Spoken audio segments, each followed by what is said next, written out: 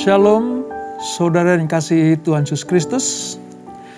Senang sekali bisa berjumpa kembali di dalam program Bible Study CK7 pada hari ini, di mana kita akan mendapatkan pengertian-pengertian surgawi lewat pembacaan, pengupasan, dan perenungan firman Tuhan yang rutin dilaksanakan dari Senin sampai Sabtu, kecuali hari libur nasional. Nah, malam hari ini kita akan melanjutkan pembelajaran kita. Kalau kemarin kita belajar tentang bagaimana api Tuhan menyambar Nadab dan Abihu, anak-anak Harun, anak-anak Imam Harun. Maka pertemuan hari ini kita membahas tentang masih dalam rangka kesucian, kemurnian, dan kekudusan umat Allah. Yaitu yang berhubungan dengan makanan yang haram dan makanan yang tidak haram. Atau binatang yang haram dan binatang yang tidak haram. Di dalam Imamat pasal yang ke-11. Nah, kelanjutannya seperti apa, saudara?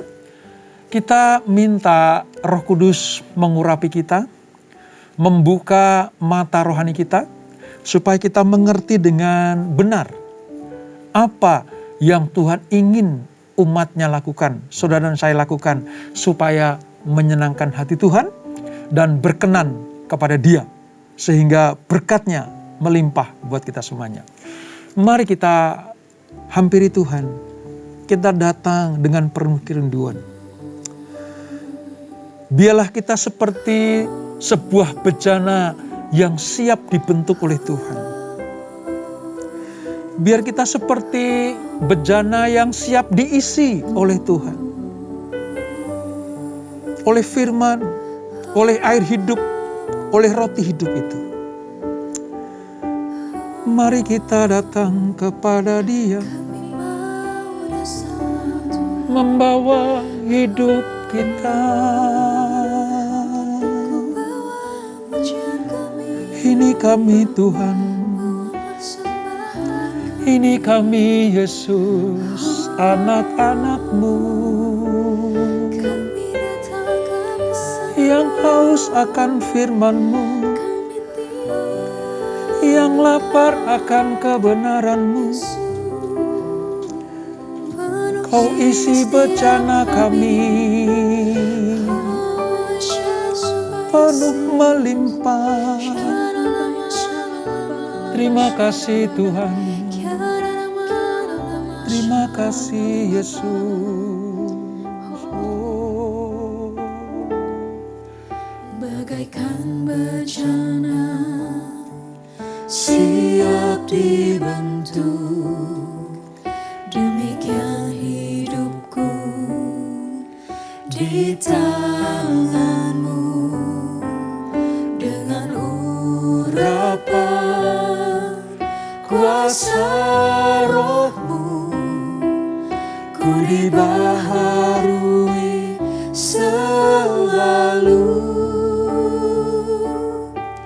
Jadikan ku Allah dalam rumah-Mu. Inilah hidupku di tangan-Mu. Bentuklah seluruh kehendak-Mu. Pakailah sesuai rencana-Mu. Ku mau seperti-Mu, Yesus, disempurnakan selalu dalam setiap jalanku,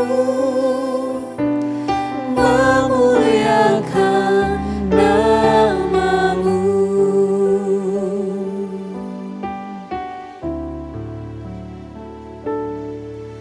Bagaikan bejana siap dibentuk, demikian hidupku di tangan-Mu.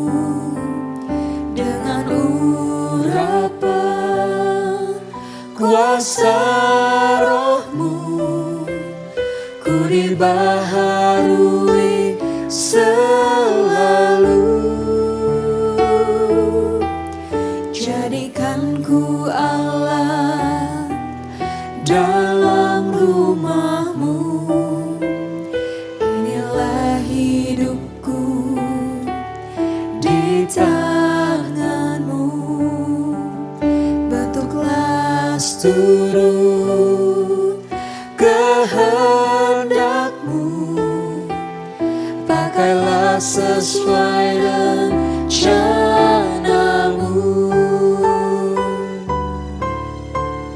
Ku mau seperti-Mu Yesus, disempurnakan selalu dalam segenap jalanku, memuliakan nama-Mu. Ku mau seperti-Mu Yesus,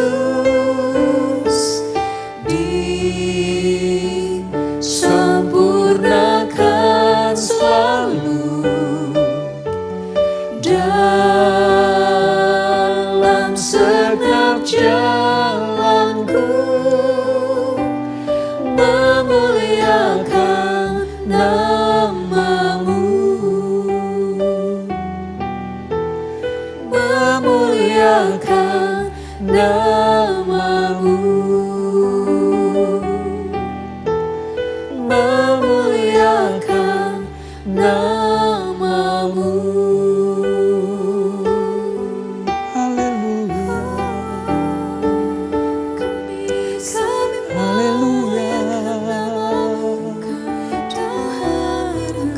Memuliakan nama-Mu Tuhan. Itulah kerinduan kami,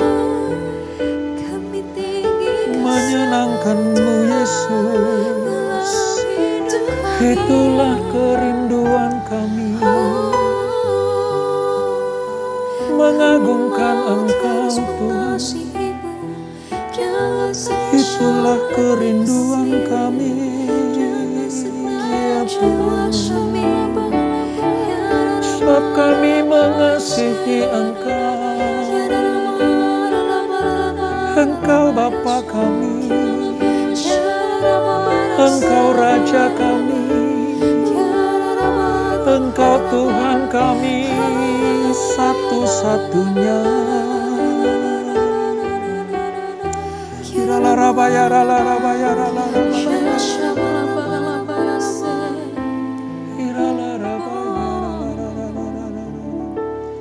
Aku mengasihi Engkau Yesus dengan segenap hatiku. Aku mengasihi Engkau Yesus dengan segenap jiwaku. Ku renungkan firman-Mu siang dan malam, ku pegang perintah-Mu dan ku lakukan. Engkau tahu ya Tuhan, tujuan hidupku hanyalah untuk menyenangkan hati-Mu. Ku renungkan firman-Mu siang dan malam, ku pegang perintah-Mu dan ku lakukan. Engkau tahu ya Tuhan, tujuan hidupku hanyalah untuk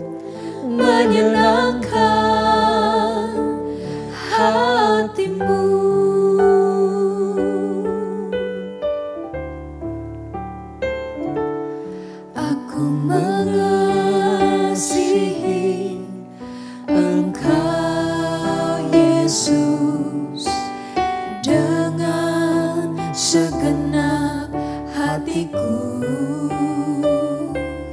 Aku mengasihi Engkau Yesus dengan segenap jiwaku. Ku renungkan firman-Mu siang dan malam, ku pegang perintah-Mu dan ku lakukan.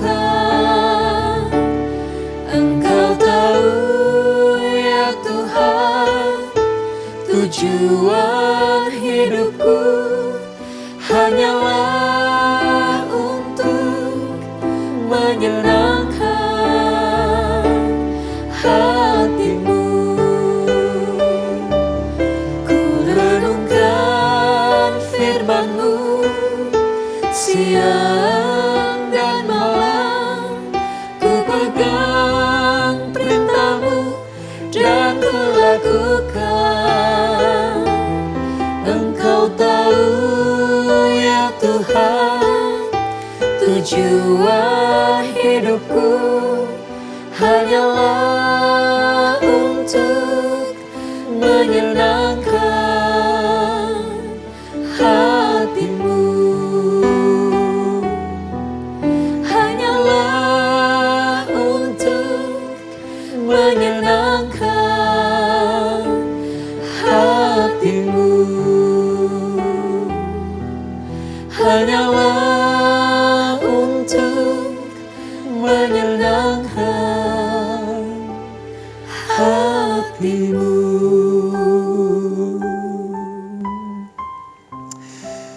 Ini kami ya Tuhan, tujuan hidup kami hanya satu, yaitu menyenangkan hati-Mu. Bagaimana kami bisa menyenangkan hati Tuhan? Yaitu merenungkan firman Tuhan siang dan malam. Menjadi pelaku-pelaku firman. Maka itulah hal yang paling disukai Tuhan dari umat-Nya. Bapa, kami tidak dapat melakukan sendiri. Kami perlu Engkau. Kami perlu tuntunan Roh Kudus. Dan terima kasih malam hari ini. Engkau sudah mengurapi kami. Engkau membawa kami kepada kemuliaan demi kemuliaan. Sehingga kami boleh membaca, merenungkan, melakukan firman Tuhan. Seperti apa yang Tuhan perintahkan kepada kami. Terima kasih Bapak, terima kasih. Kami akan melanjutkan pembelajaran kami. Dan Roh Kudus yang akan menuntun kami. Di dalam nama Yesus. Mari yang siap belajar firman Tuhan. Dan menjadi pelaku firman. Sama-sama kita katakan amin. Kita melanjutkan pembelajaran kita saudara dari Imamat pasal yang ke-11. Alkitab kita halaman 118. Imamat pasal yang ke-11. Hari ini kita akan belajar tentang salah satu jenis kelakuan, kehidupan, tindakan kudus. Supaya dilayakkan Tuhan. Menjadi umat kepunyaan Tuhan. Apa itu? Tentang membedakan mana yang kudus, mana yang layak, dan mana yang tidak layak atau tidak kudus. Dan hal ini kita belajar tentang makanan atau binatang yang dikonsumsi, yang haram dan yang tidak haram. Yang tidak dibolehkan Tuhan dan diperbolehkan Tuhan. Nah, mari kita baca dalam Imamat pasal yang ke-11, ayat 1-3 saya bacakan terlebih dahulu saudara. Binatang yang haram dan yang tidak haram. Lalu Tuhan berfirman kepada Musa dan Harun, katanya kepada mereka, katakanlah kepada orang Israel begini, inilah binatang-binatang yang boleh kamu makan dari segala binatang berkaki 4 yang ada di atas bumi. Setiap binatang yang berkuku belah, yaitu yang kukunya bersela panjang dan yang memamah biak, boleh kamu makan. Nah, ini sebagai pengantar saudara, ini sebagai salah satu permulaan bagaimana Allah menyatakan ada binatang yang boleh dimakan dan ada binatang yang tidak boleh dimakan. Ya, artinya ada yang haram dan ada yang tidak haram. Begitu. Nah, kalau kita baca selanjutnya sampai dengan ayat yang ke-43, itu diuraikan, saudara. Mana binatang yang boleh dimakan dan mana yang tidak. Nah, tujuannya apa? Garis besarnya ada di ayat 44 sampai 47. Mengapa Allah menetapkan hal ini? Ya. Imamat pasal 11 ayat 44 sampai 47. Ini tujuannya. Ayat 44. Sebab akulah Tuhan, Allahmu, maka haruslah kamu menguduskan dirimu dan haruslah kamu kudus, sebab aku ini kudus. Dan janganlah kamu menajiskan dirimu dengan setiap binatang yang mengeriap dan yang merayap di atas bumi. 45. Sebab akulah Tuhan yang telah menuntun kamu keluar dari tanah Mesir, supaya menjadi Allahmu. Jadilah kudus, sebab aku ini kudus. 46. Itulah hukum tentang binatang berkaki 4, burung-burung, dan segala makhluk hidup yang bergerak di dalam air, dan segala makhluk yang mengeriap di atas bumi. 47. Yakni untuk membedakan antara yang najis dengan yang tahir, antara binatang yang boleh dimakan dengan binatang yang tidak boleh dimakan. Jadi dari apa yang kita pelajari ini, saudara, ada sebuah pengertian dari Tuhan yang diberikan kepada umatnya. Apa itu? Salah satu pusat perhatian Tuhan melalui berbagai ulasan di kitab Imamat ini, saudara, itu tentang ritual persembahan kurban untuk penyucian. Ritual untuk persembahan kurban untuk penyucian, termasuk juga tentang makanan. Tuhan mengajarkan kepada bangsa Israel lewat Musa dan Harun agar dapat membedakan apa yang kudus dari yang tidak kudus, apa yang tahir dan dari yang najis. Ini maksudnya. Nah, pasal yang ke-11 nanti sampai dengan pasal 16 itu membicarakan berbagai peraturan mengenai apa saja yang disebut haram dan halal, tajir dan najis, yang memuncak nanti pada peraturan mengenai hari raya pendamaian di pasal yang ke-16. Dan inilah ritual pentahiran bagi seluruh umat Israel. Korbannya tidak bercacat celah, imamnya tidak bersalah, dan makanannya juga makanan yang tidak haram. Artinya yang tahir. Nanti di dalam budaya bangsa Israel, saudara, nanti ada makanan yang kosher gitu. Makanan kosher itu makanan yang dikuduskan, yang ditahirkan, ya, yang ditahirkan.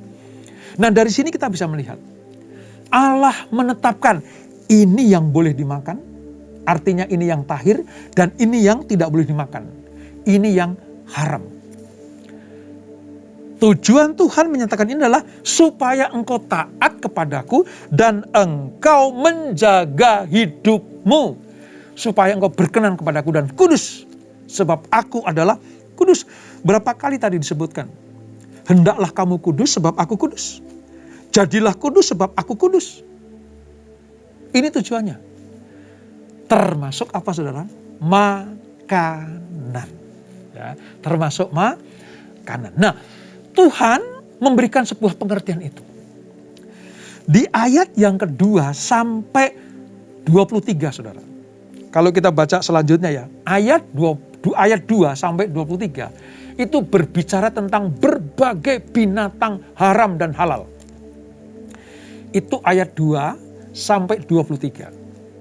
Sementara ayat 24 sampai 28 itu berisi mengenai berbagai binatang yang bangkainya itu dapat menajiskan umat Allah, umat Israel. Nah, ini yang satu, mana yang tahir, mana yang tidak tahir, mana yang haram dan mana yang halal.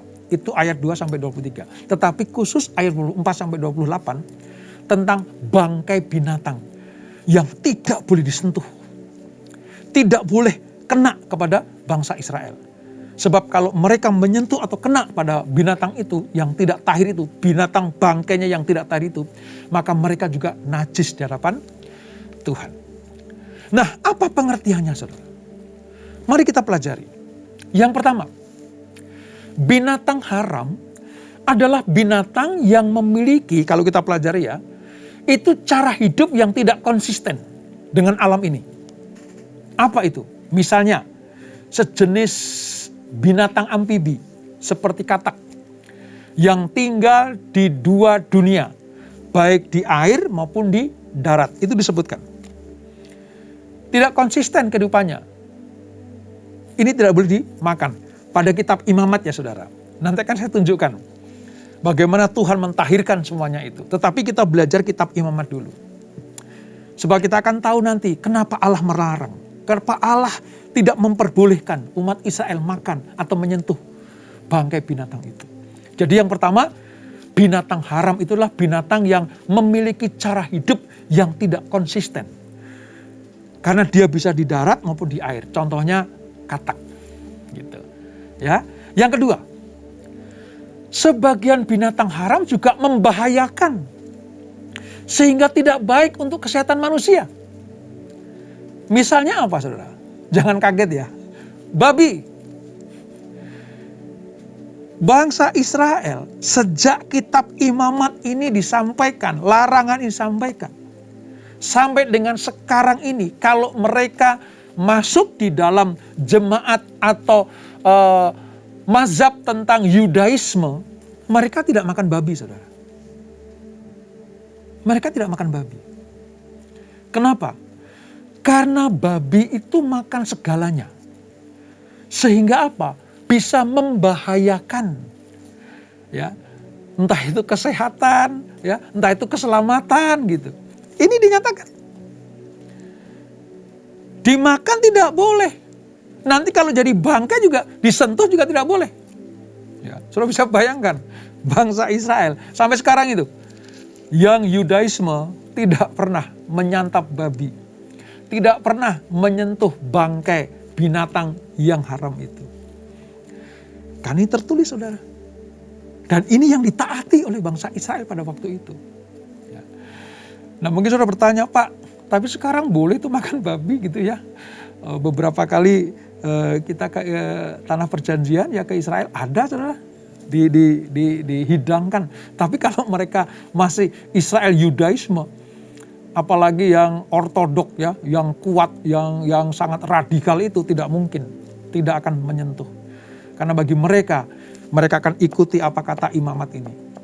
Binatang yang haram dan yang tidak haram. Mereka mengerti mana yang najis, mana yang tahir. Nah itu, yang pertama adalah binatang yang tidak konsisten. Yang kedua, binatang yang membahayakan kesehatan manusia. Nah, masalah haram dan halal ini saudara, ini berkaitan dengan menjaga diri supaya murni dan tahir di hadapan Tuhan. Ini intinya. Menjaga diri supaya hidup, hati, ya, kehidupan kita, tubuh kita itu murni dan tahir di hadapan Tuhan. Juga menjaga diri dari ketidakmurnian hidup. Dan berbagai hal yang tidak sehat. Dan ini menjadi tanggung jawab setiap anak Tuhan. Kalau kita padankan, kalau kita samakan dengan larangan binatang yang haram dan yang tidak haram, yang tahir dan yang najis ini saudara. Ini berbicara tentang apa? Menjaga tubuh kita, bait Allah, ya, di mana Allah tinggal, di mana Allah berdiam diri, supaya tetap kudus, supaya tetap tahir, supaya tetap murni, suci dan berkenan kepada Allah. Ini maksudnya. Nah sekarang mari kita lihat, kalau di zaman modern sekarang ini, sepertinya makanan itu ditahirkan semuanya. Ya, tidak ada yang haram dan yang dilarang, semua boleh makan. Namun masalahnya apakah itu berguna buat kita? Di zaman perjanjian baru ini saudara, semua makanan boleh dimakan. Tapi masalahnya apakah itu berguna atau tidak? Nah sebenarnya saudara, sebenarnya kitab Imamat pasal yang ke-11 ini sedang menuntun kita untuk membawa, menjaga, merawat, memelihara hidup kita. Baik tubuh, jiwa, dan roh ini supaya tetap tahir di hadapan Tuhan. Ini intinya. Kalau di perjanjian baru bukan apa yang masuk yang menajiskan, tapi apa yang keluar. Makanya dikatakan semuanya layak, semuanya tahir. Apa yang dinyatakan Allah layak dan tahir silakan dimakan. Tapi sekarang manusia harus bisa menimbang diri. Mana yang boleh dimakan dan mana yang tidak. Mana yang berguna bagi kesehatan kita dan mana yang tidak berguna. Ada satu pengertian yang lebih daripada itu saudara. Misalnya begini, yang tahir dan tidak tahir. Yang layak dan yang tidak layak. Yang haram dan yang tidak haram. Bagi kita di zaman modern ini, ada berbagai gaya hidup yang tidak sesuai dengan natur Allah atau gambar Allah. Misalnya, seorang pria yang berpakaian atau berdandan ala wanita. Soalnya mungkin itu, Pak itu kan lucu-lucuan, Pak itu kan gaya hidup modern, Pak itu kan ya budaya sekarang ini. Sekarang saya tanya saudara, apakah itu natur Allah? Apakah itu mencerminkan kepribadian Allah? Ya. Berdandan seperti wanita, bersolek seperti wanita, ya. Belum lagi ada makanan yang sehat dan yang tidak sehat. Apakah itu tidak merusak tubuh? Apakah itu mempermuliakan nama Tuhan? Sebab apa saudara?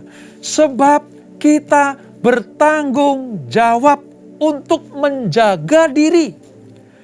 Agar hidup kita, agar apa yang kita pakai, apa yang kita makan, apa yang kita pergunakan, itu semuanya dipergunakan untuk kemuliaan Allah. Ini arti pentingnya saudara. Ingat ya tadi ya, di ayat yang ke-44 sampai 47. Intinya, kuduslah kamu, sebab aku kudus. Nah kata, kuduslah kamu sebab aku kudus. Yang kamu makan, yang kamu pakai, yang ada dalam tubuhmu, yang ada dalam hidupmu, harus sepadanan dengan apa yang ada padaku. Karakter Allah, sifat-sifat Allah, naturnya Allah harus tercermin dalam kehidupan kita. Makanya saya singgung tadi. Kalau ada seorang pria yang bersolek, berdandan seperti layaknya seorang wanita. Pertanyaan saya, apakah itu natur Allah? Enggak usahlah kata makanan saudara. Tentang karakter manusia ini saja. Penampilan ini saja.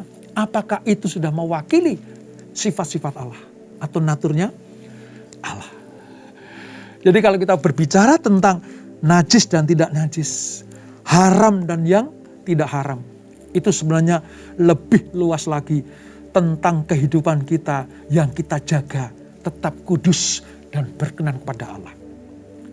Jadi arti kuduslah kamu sebab aku kudus, itu hidup kita yang kita pakai, yang kita makan, yang kita pergunakan, yang kita ucapkan, yang kita lakukan, semua harus berpadanan dengan Allah. Saya ingin sedikit menyinggung tentang perjanjian baru ya saudara. Di dalam 1 Korintus 6 ayat 12. 1 Korintus 6 ayat 12. Saudara catat baik-baik itu. Paulus bilang seperti ini kepada umat di Korintus. Segala sesuatu itu halal bagiku. Karena semua yang diciptakan Allah, ya sejak ditahirkan oleh Allah itu halal semuanya. Tetapi bukan semuanya berguna. Segala sesuatu halal bagiku. Tetapi aku tidak membiarkan diriku diperhamba oleh suatu apapun. Ini pengertiannya. Kalau dulu dinyatakan halal atau haram, di perjanjian lama. Dan sekarang di perjanjian baru, segala sesuatu adalah halal bagi kita. Tetapi kita harus menjaga diri. Apakah itu penting bagiku? Sebab aku tidak mau diperhamba oleh itu. Ya, itu 1 Korintus 6 ayat 12. Ditandaskan dengan Matius 15 ayat 11. Dikatakan begini, dengar dan camkanlah. Bukan yang masuk ke dalam mulut yang menajiskan orang. Melainkan yang keluar dari mulut itulah yang menajiskan orang. Artinya apa? Yang dari dalam ini. Yang dari kehidupan kita inilah. Yang akan kita keluarkan, kita ucapkan, kita lakukan, kita perbuat itu. Itu bisa menajiskan hidup kita. Penampilan kita, perkataan kita, perbuatan kita, bahkan juga pikiran kita. Kan keluar dari hidup kita itu, saudara. Itu yang menajiskan. Makanya saya ulang sekali lagi, Allah minta kita kudus. Allah minta kita suci. Kuduslah kamu sebab aku kudus. Artinya kalau Allah menetapkan, Allah memerintahkan kita untuk melakukan hal yang kudus, lakukan. Sebab apa yang keluar dari hidup kita, itulah yang menajiskan, bukan apa yang masuk. Ini pengertiannya, saudara. Jadi di Imamat pasal yang ke-11 ini kita mengerti sekarang. Kalau dulu tentang binatang haram dan yang halal. Kalau dulu tentang makanan yang halal dan yang haram. Tapi sekarang lebih kepada apakah hidup kita mempermuliakan nama Tuhan. Apakah perkataan kita, tingkah laku kita berpadanan dengan Tuhan. Sebab Allah standarnya kudus dan apakah diri kita kudus di mata Tuhan. Termasuk apa yang kita makan. Kita tundukkan kepala. Bapak, terima kasih untuk pembelajaran pada malam hari ini. Dari Imamat pasal yang ke-11. Tentang binatang yang haram dan yang tidak haram. Tentang makanan yang tahir dan yang najis. Kami diajarkan pada zaman perjanjian lama, lewat aturan Tuhan ini bangsa Israel diatur sedemikian rupa supaya mereka tetap kedapatan tidak bercacat celah. Kalau binatang persembahannya saja tidak boleh bercacat celah. Kalau imamnya saja tidak boleh bersalah dan bercacat celah seperti Nadab dan Abihu. Maka apa yang masuk, apa yang dikonsumsi oleh manusia Israel pada waktu itu juga harus yang tidak bercacat dan bercela. Itu di perjanjian lama. Korban persembahannya harus kudus, tidak bercacat celah. Imamnya harus kudus dan tidak bercacat celah. Umatnya juga harus kudus dan tidak bercacat celah. Sempurna sekali Allah memberikan hukum-hukumnya. Tuhan berfirman, hendaklah kamu kudus sebab aku ini kudus. Artinya semua yang dilakukan, yang dipikirkan, yang keluar dari mulut bangsa Israel pada waktu itu harus benar-benar kudus, berpadanan dengan kekudusan Allah. Memang manusia tidak bisa melampaui kekudusan Allah. Tapi menjaga hidupnya tetap benar dan berkenan. Itulah kekudusan standarnya Allah. Manusia tidak bisa menyamai kekudusan Allah. Tetapi Tuhan pengen melihat manusia hidup di dalam ketaatan. Supaya hidupnya tetap berkenan pada Tuhan. Di zaman modern ini Tuhan, kami minta kekuatan daripadamu. Supaya kami menjaga hidup kami. Melakukan apa-apa yang Tuhan perintahkan. Mungkin di dalam surat Korintus, di dalam Matius mengatakan bukan apa yang masuk tapi apa yang keluar. Mungkin berkata bahwa itu adalah semua ditahirkan, dihalalkan. Tapi apakah itu berguna buat kami? Ajar kami ya Tuhan untuk menjaga, merawat tubuh kami ini sebagai baitnya Allah. Tempat kediaman Allah. Tempat rumah Allah berdiam di dalam hidup kami. Kami menjaga tubuh kami, menjaga kesehatan kami, apa yang kami makan, apa yang kami lakukan, semuanya biarlah sesuai dengan kehendak Allah. Tingkah laku kami sesuai dengan naturnya Allah. Terima kasih Bapak untuk pelajaran hari ini. Kami percaya Roh Kudus yang akan memampukan kami untuk memperingatkan kami supaya kami melakukan apa yang Tuhan suruh kami lakukan. Berkati anak-anak-Mu, berkati keluarga demi keluarga. Berkati mereka semua yang join di dalam Bible Study online CK7 ini. Mereka semakin mengerti sekarang. Mereka harus hidup kudus di hadapan Tuhan. Terima kasih Bapak. Yang sakit Tuhan sembuhkan. Yang berbeban berat Tuhan berikan kelegaan. Yang terikat oleh kuasa-kuasa kegelapan dilepaskan Tuhan. Sebab Yesus Kristus adalah Tuhan dan Juru Selamat kami. Sebelum kami tinggalkan acara ini, kami siapkan hati kami terima berkat yang daripadamu. Kekasih Kristus arahkan hatimu kepada Tuhan. Terimalah berkat kasih anugerah dari Bapa yang berlimpah-limpah. Di dalam anaknya yang tunggal Tuhan Yesus Kristus. Dan persekutuan yang manis dalam Roh Kudus menyertai kita semuanya. Mulai saat ini sampai Maranatha. Tuhan datang yang kedua kali menjemput kita semuanya. Dibawa masuk dalam kerajaan surga yang mulia. Menikmati kemuliaan kekal sampai selama-lamanya. Yang diberkati. Sama-sama kita katakan amin. Tuhan Yesus memberkati.